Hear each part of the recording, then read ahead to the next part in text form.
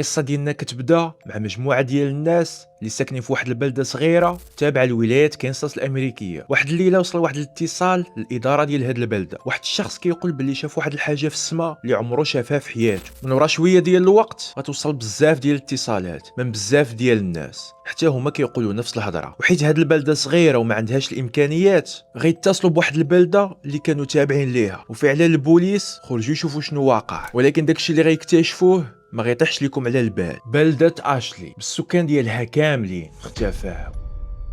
الاسطوار ديالنا غتبدا مع واحد السيد اللي سميتو غابرييل جوناثان، مواطن امريكي كان خدام فلاح وساكن في واحد القريه اللي سميتها اشلي تابعه لولايه كنساس الامريكيه. في البدايه ديال شهر 8 1952 غابرييل عاود لشي صحابو باللي هاد الايامات ولا كيسمع شي اصوات غريبه، ولكن اللي في شكل هو انه حتى داك صحابو قالوا ليه نفس الهضره، قالوا ليه حتى حنا راه كنسمعوا داك الاصوات. وعاد كاين اللي كيشوف شي ضواو كيبانوا في وسط الليل. نهار الجمعه 8 في شهر 8 غابرييل مع 7 و13 دقيقه ديال العشيه غادي يصوني للاداره ديال هاد البلده باش يعلمهم باللي شاف واحد الحاجه غريبه في السماء. اللون ديالها كان كحل، فجاه ظهرت في السماء.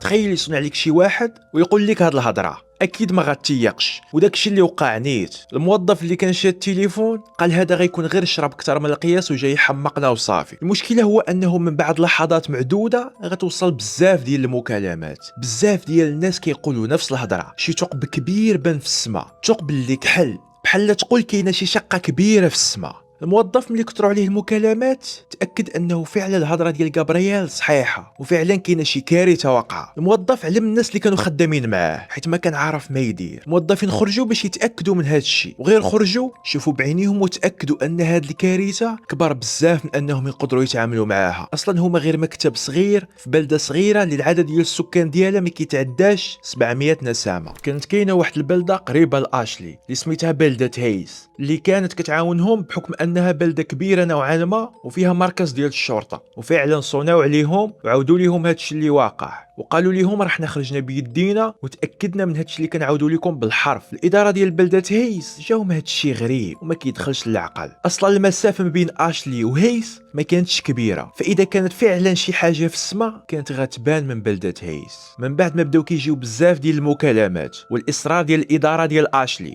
البوليس ديال هيس بدات كتاخذ الامور بجديه، وقرروا انهم يصيفطوا واحد البوليسي لاشلي يشوف شنو واقع تماك. وهذا البوليسي كان ضابط كان سميتو الان ميس. في الصباح ديال النهار اللي وراه وبالضبط مع 7:54 دقيقه خرج الان من مركز الشرطه وشاد طريق لبلده اشلي. وهذا هو الطريق الوحيد اللي كيوصل لبلده اشلي واللي كان دائري. ولكن داكشي اللي غيوقع مع الان كان غريب ما كيدخلش للعقل. الان حس براسو ضرب مسافه طويله ومازال ما وصلش لبلده اشلي، ولا كل شويه كيشوف واش قرب ولا مازال. بقى غادي مكمل في الطريق حتى غيلقى راسو رجع لبلدة هيس. كيفاش ما نعرف. الطريق كتدي نيشان لاشلي، ما كاينه حتى شي طريق فرعيه اللي نقولوا الان سها ودخل فيها بالغلط. الان قال راه غنكون غير خرجت على الطريق ولا شي حاجه. المهم حاول يلقى شي تفسير منطقي ورجع شد الطريق عاوتاني لبلده اشلي، وعاوتاني غيلقى راسو في بلده هيس. هنا صافي تاكد انه كاينه شي حاجه ماشي نورمال. الان رجع لمركز الشرطه وعلمهم بهذا الشيء، وبناء على هذا البلاغ خرجوا 7 ديال السيارات. 7 ديال السيارات البوليس غيديروا الديبار مع 9 و15 دقيقه ديال الصباح، وحتى هما غيوقع معاهم نفس البلان. كيشدوا الطريق حتى كيلقاو راسهم رجعوا لهيس.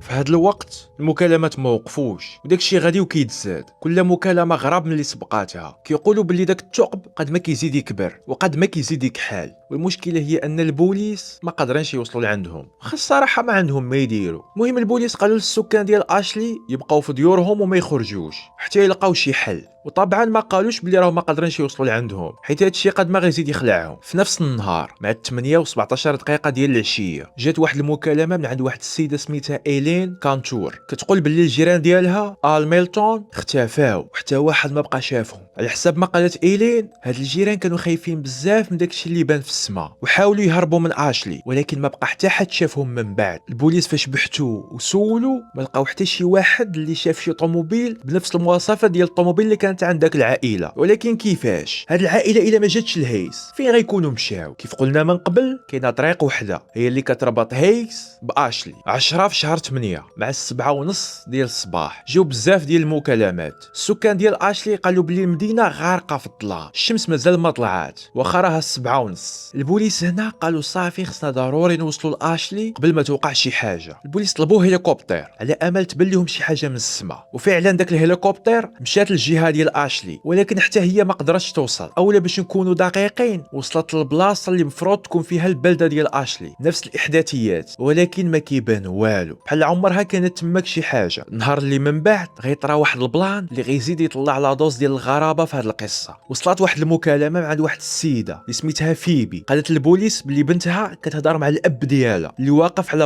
على برا الدار. البوليس قالوا ليها هادشي راه عادي، ولكن علاش خرج؟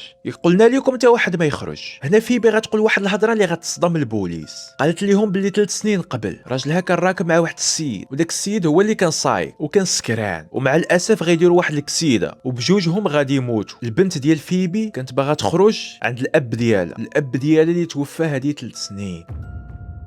329 مكالمه اللي وصلت للبوليس ديال هيس، وكاملين كيقولوا نفس الهضره، كيقولوا باللي ولادهم باغيين يخرجوا للزنقه لعند شي ناس اللي متوفيين اولا شي ناس اللي مجهولين. الا بان لكم هادشي كيخلع فراه باقي ما شفتوا والو، حيت النهار اللي وراه غتجي اكثر من 400 مكالمه من اشلي كيبلغوا باللي اكثر من 200 طفل اختفاو في ظروف غامضه، مع العلم الديور كانوا مسدودين، كيفاش حتى خرجوا ما نعرف، بحال تقول بلعاتهم الارض. 13 في الشهر مع 5 و19 دقيقه ديال العشيه، واحد الراجل كبير في السن سميتو سكوتلاند قال للبوليس بلي راه كيشوف واحد العافيه كبيره بزاف لدرجه انها ضوات البلده اللي كانت غارقه في الظلام، من وراها بزاف ديال الناس حتى هما غيبلغوا بهاد العافيه. وكاين اللي كيقول بلي راها نازله من السماء، نازله من داك الثقب الاسود. مع 12 ديال الليل وصلت واحد المكالمه من عند واحد السيد اللي سميتو بنجامين انديكوت، كيقول بلي داك العافيه زادت كبرات ولات مضويه بحال راه النهار، واخر حاجه كان قال هو انه شاف شي حاجه جايه من الجنوب، ومن بعد تقطع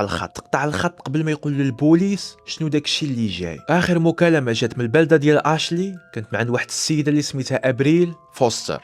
بعد 9 و47 دقيقه ديال العشيه صونات البوليس ديال هيز، واللي غيجاوبها كان سميتو بيتر ويلش. قالت له هي مخلوعه البارح رجعوا كاملين خرجوا من داك العافيه. البارح شفت ولدي كيتمشى على رجليه في الشارع وكان كامل محروق. بيتر قال مع راسو غيكون ولدها مات في داك العافيه اللي بلغوا عليها السكان ديال اشلي، ولكن هي غتقول له واحد المعلومه اللي غتصدم. قالت له باللي ولدي مات العام اللي فات ودابا رجع. كاملين رجعوا، الناس اللي كانوا ميتين اولا مختفيين كاملين رجعوا البارح. ولدي دوا معايا قال لي انا راني بخير وراني باغي نشوفك. Hello, police department. Yes, hello? Ma'am, who am I speaking with? My name is April. April Foster. Please, sir, please help me. What is happening, ma'am? Last night they came back. Ma'am, I'm going to need you to... Last night they came back. I'm going to need you to calm down and speak clearly. My son, I saw my son last night. He was walking down the street. He was burned. He died last year. Everyone came back. Everyone who died or was missing, they're back. They're looking for us. Oh my Ma'am, God. Something's okay. ma'am, stay as quiet as you can. Mommy, where are you hiding? I thought you for me. Ma'am.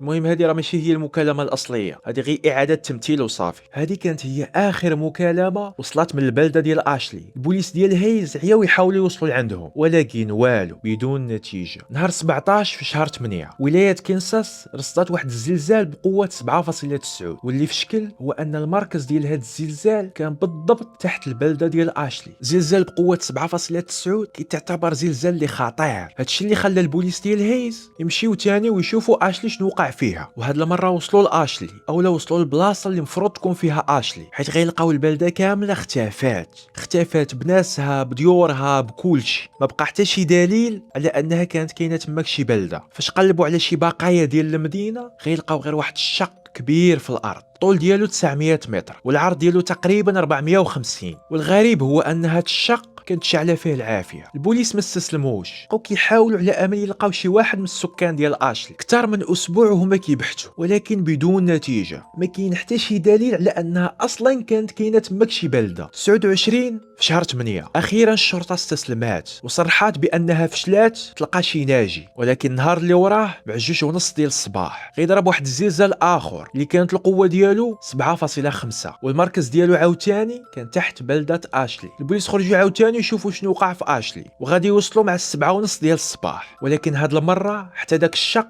ما بقاش. يعني جا الزلزال الاول وخلى وراه داك الشق شاعل بالعافيه، من وراه جا الزلزال الثاني اللي خفى حتى داك الشق.